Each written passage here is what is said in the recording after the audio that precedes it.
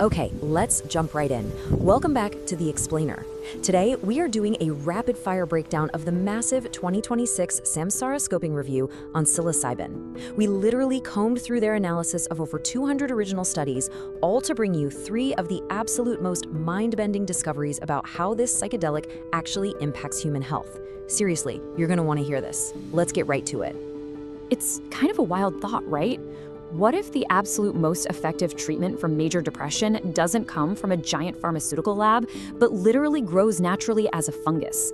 The clinical data emerging from this brand new review sets up a staggering mental health promise that honestly is just impossible to ignore. So, the real story here hinges on a very specific number, 2.5.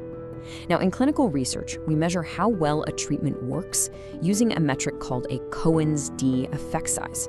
To put that in the perspective for you, a standard daily antidepressant might score somewhere around a 0.3. But a randomized trial for major depressive disorder using psilocybin-assisted therapy, it reported a massive, astronomical 2.5 at week 5. That is absolutely huge. All this data points to a really clear consensus. We are seeing a rapid, large, and sustained reduction of depressive symptoms. And to be clear, we aren't just talking about a fleeting mood boost or, a temporary high. This unparalleled reduction in symptoms completely dwarfs traditional treatments. And get this, in trials for treatment-resistant depression, these benefits are actually persisting for up to 6 whole months. It's like a total game changer. Okay, moving on to our second discovery, which takes us straight from clinical promise into the weird and unexpected. It's called wood lover paralysis. Yeah, you heard that right. This is a super bizarre transient motor phenomenon.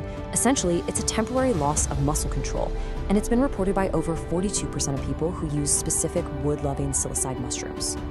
So why does this matter? Well, the crucial takeaway here is that this strange phenomenon proves psilocybin profoundly impacts the physical body, not just the mind. With nearly half of the users of these specific strains experiencing temporary muscle weakness or even paralysis, it really highlights that the underlying biological mechanisms at play are wild, incredibly complex, and still hold a ton of mysteries for us to unpack. But hey, before we get completely swept up in the miracle cure hype, our third finding really grounds us with a major societal catch. The real-world mental health benefits, they're incredibly skewed.